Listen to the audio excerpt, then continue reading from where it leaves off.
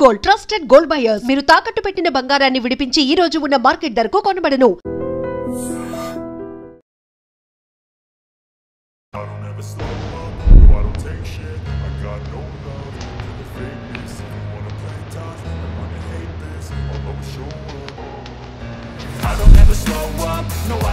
నమస్తే, welcome to I dream.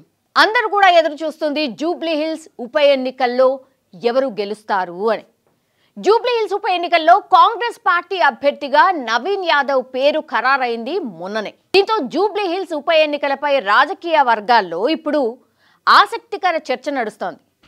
అసలు నవీన్ యాదవ్ ఎవరు, తండ్రి బ్యాక్గ్రౌండ్ ఏంటి, ఆయన తమ్ముడి భార్య అతనిపై ఎటువంటి ఫిర్యాదు చేసింది అనే అంశాలు కూడా మనం తెలుసుకునే ప్రయత్నం చేద్దాం. నవీన్ యాదవ్ పూర్తి పేరు వల్లాల నవీన్ యాదవ్. తల్లిదండ్రులు కస్తూరి చిన్న శ్రీశైలం యాదవ్.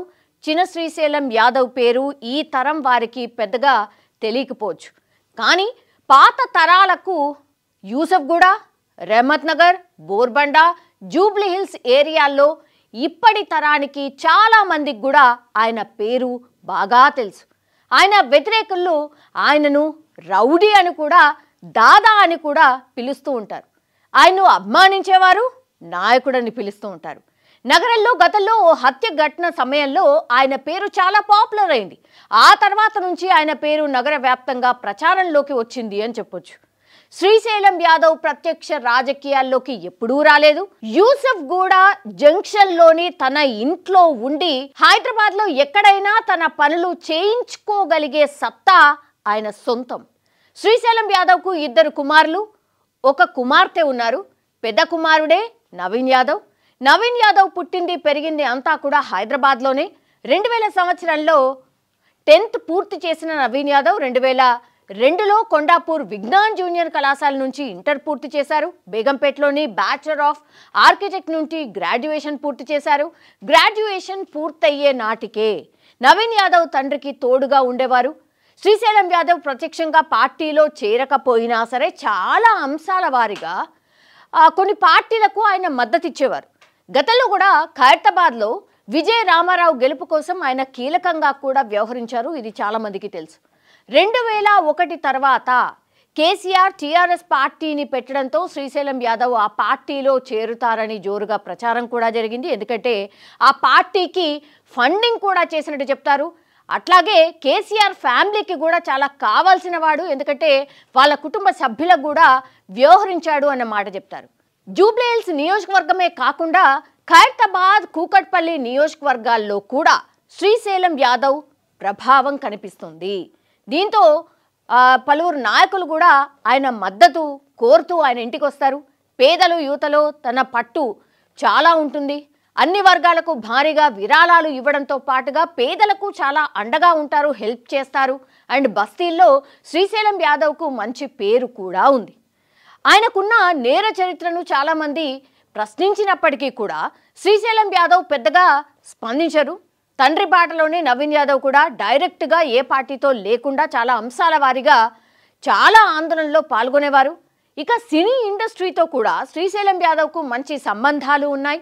చిరంజీవి, నాగార్జునతో పాటుగా పలువురు సెలబ్రిటీస్ కూడా శ్రీశైలం యాదవ్తో మంచి సంబంధాలు మెయింటైన్ చేస్తూ ఉన్నారు. 2009 ఎన్నికల కంటే ముందు ఖైరతాబాద్ అసెంబ్లీ సెగ్మెంట్ను ఎప్పుడైతే విభజించారో అది జూబ్లీ హిల్స్ సెగ్మెంట్ని ఏర్పాటు చేశారు అప్పుడు. సో నియోజకవర్గంలో శ్రీశైలం యాదవ్ పట్టు మరింత పెరిగింది అనుకోవచ్చు. రాష్ట్ర విభజన సమయంలో కూడా నియోజకవర్గంలో రాజకీయం పూర్తిగా మారిపోయింది. జూబ్లీ హిల్స్ టికెట్ కోసం శ్రీశైలం యాదవ్ కుమారుడు నవీన్ యాదవ్ ప్రయత్నించాడు. బీఆర్ఎస్, టీడీపీ అనుకోండి, కాంగ్రెస్ పార్టీ ఏవి కూడా ఆయనకు టికెట్ ఇవ్వలేదు. సిట్టింగ్ ఎమ్మెల్యేలు ఉండడం అండ్ సీనియర్ నాయకులు నియోజకవర్గాల్లో ఆల్రెడీ ఉండడం ఒక కారణంగా చెప్తూ ఉంటారు. శ్రీశైలం యాదవ్ హిస్టరీ కూడా ఒక రకంగా టికెట్ రాకపోవడానికి కారణంగా చూపిస్తూ ఉంటారు. అయితే ఈ ఎన్నికల్లో తన ప్రభావం ఏంటో చూపించారు నవీన్ యాదవ్. ఆ ఎన్నికల్లో టీడీపీ నుంచి మాగంటి గోపీనాథ్ పోటీ చేస్తే కాంగ్రెస్ నుంచి పీజేఆర్ కుమారుడు విష్ణువర్ధన్ రెడ్డి, అప్పటి టీఆర్ఎస్ అంటే ఇప్పటి బీఆర్ఎస్ నుంచి బోలాశంకర్ రాములు ముదిరాజ్ పోటీ చేశారు. నామినేషన్ల గడువు ముగిసి కొన్ని రోజుల ముందే ఎంఐఎం పార్టీలో చేరారు నవీన్ యాదవ్. ఆ పార్టీ నుంచి పోటీ కూడా చేశారు. ఆ ఎన్నికల్లో ప్రధాన పార్టీలకు షాక్ ఇచ్చారు అని చెప్పొచ్చు. ఎందుకంటే ఆ ఎన్నికల్లో మాగంటి గోపీనాథ్కు దాదాపు 9,000 ఓట్ల తేడాతో ఆయన గెలిచిండ్రు. అయితే 41,656 ఓట్లు సాధించి 2వ స్థానంలో నిలిచాడు నవీన్ యాదవ్. కాంగ్రెస్ అభ్యర్థి విష్ణువర్ధన్ రెడ్డి 3వ స్థానంలో నిలిచారు. 4వ స్థానంలో బీఆర్ఎస్ అభ్యర్థి రాములు ముదిరాజ్ ఉండిపోయారు. తనకు వచ్చినటువంటి ఓట్లతో బీఆర్ఎస్ కాంగ్రెస్లకు ఒక రకంగా నవీన్ యాదవ్ గట్టి షాక్ ఇచ్చారని చెప్పొచ్చు. 2018లోనూ ఇదే పరిస్థితి కనిపించింది. బీఆర్ఎస్ తరఫున మాగంటి గోపీనాథ్ పోటీ చేశారు. కాంగ్రెస్ నుంచి విష్ణువర్ధన్ రెడ్డి పోటీ చేశారు. కాంగ్రెస్ కూటమితో పొత్తులో భాగంగా ఇక్కడ టీడీపీ పోటీ చెయ్యలేదు. ఎంఐఎం కూడా టికెట్ నవీన్ యాదవ్కి ఇవ్వలేదు. దీంతో ఇండిపెండెంట్గా ఆయన బరిలోకి దిగారు. ఆ ఎన్నికల్లో బీఆర్ఎస్ అభ్యర్థి మాగంటి గోపీనాథ్కి దాదాపు 68,000 ఓట్లు వచ్చాయి. కాంగ్రెస్ అభ్యర్థి విష్ణువర్ధన్ రెడ్డికి 52,000 ఓట్లు వచ్చాయి. ఇండిపెండెంట్గా పోటీ చేసిన నవీన్ యాదవ్కి 18,000 పైచిలకు ఓట్లు వచ్చాయి. అంటే ఒక ఇండిపెండెంట్ క్యాండిడేట్ 18,000 ఓట్లు సాధించడం ఒక రికార్డ్ అని కూడా చెప్పొచ్చు. ఆ పార్టీ టికెట్ ఇవ్వకపోయినా సరే గెలుపు ఓటములను శాసించే వ్యక్తిగా నవీన్ యాదవ్ అప్పటి నుంచి రాజకీయంగా ఎదుగుతూ వచ్చారు. 2023 ఎన్నికల్లో మరోసారి పార్టీలు టికెట్ ఇచ్చేందుకు నిరాకరించాయి.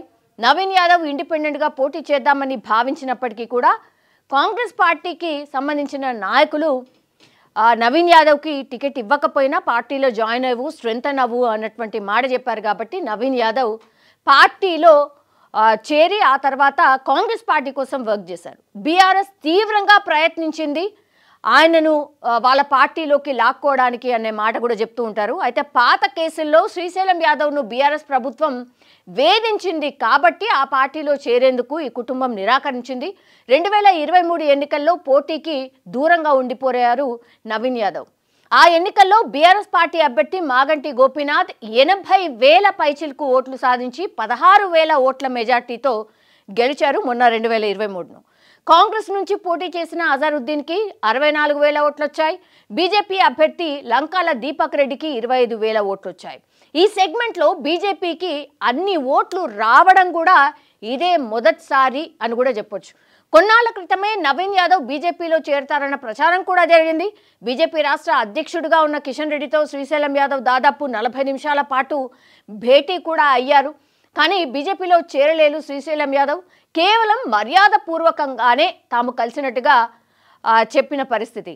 తమ ఇంటికి ఎవరు వచ్చినా అతిథిగా మర్యాద చేస్తామని, పార్టీలో చేరేందుకు కాదని ఆనాడు చెప్పారు. ఆ తర్వాత కాలంలో నవీన్ యాదవ్ కాంగ్రెస్ పార్టీలో చేరారు. అప్పటికే సామాజిక సేవా కార్యక్రమాలు ఆయన స్టార్ట్ చేసి ఉన్నారు. యూత్కి బాగా దగ్గరయ్యారు.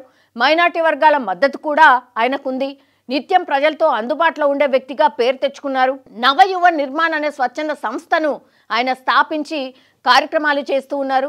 గతంలో ఆ సంస్థ నిర్వహించినటువంటి సామూహిక శ్రీమంత కార్యక్రమం కూడా ఇండియన్ బుక్ ఆఫ్ రికార్డ్ కూడా నెలకొల్పింది. ఈ కార్యక్రమానికి అనూహ్య స్పందన కూడా వచ్చింది.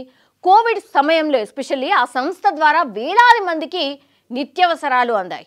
ఈ సంస్థ ద్వారా నిర్వహించే కార్యక్రమాలు పార్టీలకు అతీతంగా నిర్వహించడంతో ప్రజలకు మరింత దగ్గరయ్యారు నవీన్ యాదవ్ వాళ్ళ కుటుంబం అని చెప్పొచ్చు. ఓవైపు పార్టీ కార్యక్రమాలకు హాజరవుతూనే తన స్వచ్ఛంద సంస్థ ద్వారా సేవా కార్యక్రమాలు నిర్వహించేవారు. వివాదాలకు చాలా దూరంగా ఉంటారు. 2028 ఎన్నికల్లో జూబ్లీ హిల్స్ లో కాంగ్రెస్ టికెట్ నవీన్ యాదవ్కే ఇస్తారని జోరుగా ప్రచారం అయితే నడిచింది. అయితే మనకు తెలుసు Jubilee hills MLA Maganti Gopinath అకాల మరణం చెందారు కాబట్టి ఉప ఎన్నికలు వచ్చేసాయి. ఈ ఉప ఎన్నికల్లో బీఆర్ఎస్ పార్టీ మాగంటి గోపీనాథ్ భార్య సునీతకు టికెట్ ఇచ్చింది. తాజాగా కాంగ్రెస్ పార్టీ నవీన్ యాదవ్ను అభ్యర్థిగా నిలిపింది. దీంతో నవీన్ యాదవ్ అభిమానులు నియోజకవర్గ వ్యాప్తంగా సంబరాలు చేసుకున్నారు. ఇక నియోజకవర్గంలోని ఓట్ల పరిస్థితి ఒక్కసారి చూస్తే 2,04,000 పురుష ఓటర్లు ఉన్నారు. అండ్ ఆ తర్వాత 2,08,000 మహిళా ఓటర్లు ఉన్నారు. ఈ ఎన్నికల్లో ఎవరు గెలిచినా సరే ఒక సంచలనమే కాబోతోంది. ఒకవేళ బీఆర్ఎస్ పార్టీ గెలిస్తే సంచలనమే కావడం కాదు, రేవంత్ సర్కార్కి కొత్త తలనొప్పులు మొదలవుతాయి. నవీన్ యాదవ్ గెలిస్తే రానున్న కాలంలో బీఆర్ఎస్కు నియోజకవర్గంలో గడ్డు కాలం మొదలైనట్టే అని రాజకీయ వర్గాలు భావిస్తున్నాయి. అయితే ఈ ఎన్నికల్లో మైనార్టీ ఓట్లు గెలుపు ఓటములను నిర్ణయించే పరిస్థితి ఉంది కాబట్టి ఆ ఓట్లు ఎవరి వైపు ఉంటే వారే విజేతగా నిలుస్తారని చెప్పొచ్చు. నవీన్ యాదవ్ ఆస్తుల విషయానికి ఒకసారి వస్తే గనక 2014లో ఎన్నికల సంఘానికి సమర్పించిన అఫిడవిట్లో నవీన్ యాదవ్కి 12 కోట్ల రూపాయల ఆస్తులున్నాయి. అప్పులున్న కోట్ల వరకు మాత్రమే ఉన్నాయని చెప్పారు. 2014 నాటి ఆస్తుల వివరాలు చూస్తే ఆయన ఆస్తుల విలువ దాదాపు 50 కోట్లకు పైగా ఉంటుందని ఒక అంచనా. మరికొందరు మాత్రం గతంలో శ్రీశైలం యాదవ్ హయాంలోనే చాలా భూములు వారికి ఉండేవి, ఇప్పుడు వాటి విలువ 100 కోట్లలో ఉంటుందని కూడా చెప్తున్నారు. సో అధికారికంగా అయితే 2014లో ఆయన ఆస్తుల విలువ 12 కోట్లు. ప్రొఫెషన్ పరంగా నవీన్ యాదవ్ ఆర్కిటెక్ట్ కాగా రియల్ ఎస్టేట్ వ్యాపారం ప్రధాన ఆదాయం వాళ్ళకి. నవీన్ యాదవ్ ఫ్యామిలీ విషయానికి వస్తే శ్రీశైలం యాదవ్కి ఇటు నవీన్ యాదవ్కి అన్ని పార్టీలోనూ బంధువులు ఉన్నారు. బీఆర్ఎస్ నేత మాజీ మంత్రి తలసాని శ్రీనివాస్ యాదవ్ తమ్ముడి కుమార్తె వర్ష యాదవ్ను నవీన్ యాదవ్ వివాహం చేసుకున్నారు. వీరికి ఒక కుమారుడు కూడా ఉన్నారు, అంశ్ యాదవ్ అనే పేరు. మరికొన్ని విషయాలు వస్తే గనక శ్రీశైలం యాదవ్ మాట్లాడుతూ ఒక ల్యాండ్ విషయంలో తనకు వంశీకి సంబంధం లేకపోయినా పోలీసులు అరెస్ట్ చేసి ఎంక్వైరీ పేరుతో ఇద్దరిని బంజారాహిల్స్ పోలీస్ స్టేషన్లో ఉంచారని, ఎన్కౌంటర్ కూడా చేస్తామని పోలీసులు ఆయనకు వార్నింగ్ ఇచ్చినట్టుగా ఆ తర్వాత వదిలేశారని కూడా ఆయన చెప్తూ ఉంటారు. సో ఈ వ్యాఖ్యలు అప్పట్లో సంచలనంగా మారాయి. శ్రీశైలం యాదవ్ను Mumbai mafia don Chhota Rajan gang target చేసిందనే ప్రచారం కూడా పెద్ద ఎత్తున జరిగింది. ఆ గ్యాంగ్ డైరెక్ట్గా శ్రీశైలం యాదవ్కు వార్నింగ్ కూడా ఇచ్చిందట. ఇక 2 రోజుల క్రితమే మధురానగర్ పోలీస్ స్టేషన్లో నవీన్ యాదవ్పై క్రిమినల్ కేసు కూడా నమోదైంది. ఎన్నికల కోడ్ అమల్లో ఉండగా నవీన్ యాదవ్ ఓటర్ కార్డులను పంపిణీ చేయడంలో భాగంగా ఎన్నికల సంఘం ఫిర్యాదు మేరకు ఈ కేసు కూడా ఆయన మీద ఫైల్ అయింది. నవీన్ యాదవ్పై ఆయన తమ్ముడు వెంకట్ యాదవ్ భార్య కాంగ్రెస్ పార్టీ రాష్ట్ర ఇన్ఛార్జ్ మీనాక్షి నటరాజన్కు ఫిర్యాదు చేసినట్టు బీఆర్ఎస్ వర్గాలు సోషల్ మీడియాలో పెద్ద ఎత్తున ప్రచారం చేసింది. తనను నవీన్ యాదవ్ వెంకట్ యాదవ్ చిత్రహింసలకు గురి చేస్తున్నారని ఆ ఫిర్యాదులో పేర్కొన్నారట. నిజంగా ఫిర్యాదు చేశారా లేక ప్రత్యర్థి పార్టీ చేస్తున్న ఇదొక ఫేక్ ప్రచారమా అనేది ఇంకా కూడా తేలాల్సి ఉంది. ఓసారి నటుడు అలీపై కూడా ఫైనాన్స్ వాళ్ళు దాడి చేయబోతే శ్రీశైలం యాదవ్ ఫోన్ చేశాడని, క్షణాల్లో ఆయనకు సాయం అందిందని కూడా చెప్తూ ఉంటారు. మొత్తం మీద అయితే 2 సార్లు పోటీ చేసి ఓడిపోయినా నిరాశ చెందకుండా ప్రజలతోనే ఉంటూ ప్రజాభిమానాన్ని సంపాదించుకున్నారు నవీన్ యాదవ్. అందుకే ఈసారి కాంగ్రెస్ టికెట్ దక్కిందని కూడా చెప్తున్నారు. ఈ ఎన్నికల్లో నవీన్ యాదవ్ గెలుపు ఖాయమని కూడా ఆయన వర్గం అయితే పెద్ద ఎత్తున ప్రచారం అయితే చేస్తోంది. మరి ఏం జరుగుతుందో ఏంటో చూడాలి. ఇది పూర్తిగా నవీన్ యాదవ్కి సంబంధించిన ప్రొఫైల్. యాక్చువల్లీ బీఆర్ఎస్ నుంచి మాగంటి సునీత పోటీ చేస్తున్నారు అండ్ కాంగ్రెస్ నుంచి నవీన్ యాదవ్ పోటీలో ఉన్నారు. బీజేపీ ఇంకా ఎవరు పోటీలో ఉన్నారు అనేది కూడా అనౌన్స్ చేయలేదు. సో హోరాహోరీగా ఉండబోతోంది.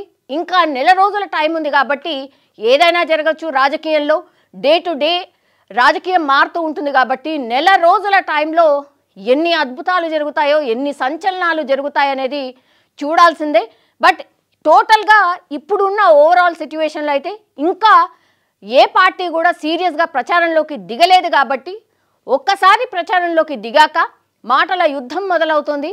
మాట అనుకోవడం స్టార్ట్ అవుతుంది. అప్పుడు ప్రజలు ఏమనుకుంటున్నారు ఏంటి అనేది కూడా తెలిసే అవకాశం అయితే ఉంటుంది. చూడాలి. ఇప్పుడు జూబ్లీ హిల్స్ ఎన్నికలే హాట్ టాపిక్ అని చెప్పొచ్చు. And for more videos, Please subscribe to iDream. Please subscribe to iDream. Please subscribe iDream. And please subscribe to iDream. For more videos, subscribe to iDream. please like, share and subscribe to the channel. Congratulations, iDream. Subscribe to iDream. Subscribe to iDream. So subscribe to iDream Media. iDream team andarki huge congratulations. Please subscribe iDream Media. Please subscribe to iDream. Subscribe iDream. Please subscribe to iDream. iDream అంటే నా కళల ఛానల్ను subscribe చేసుకున్న నోరు తిరుగుతలేదు. మీరైతే గంట గుర్తు కొట్టండి. For more such videos, please subscribe to iDream. Subscribe to iDream. Please subscribe to iDream. Please subscribe iDream Media. Please do subscribe to iDream. Please subscribe to iDream Media. For best entertainment and information, please subscribe iDream. And don't forget to subscribe to iDream.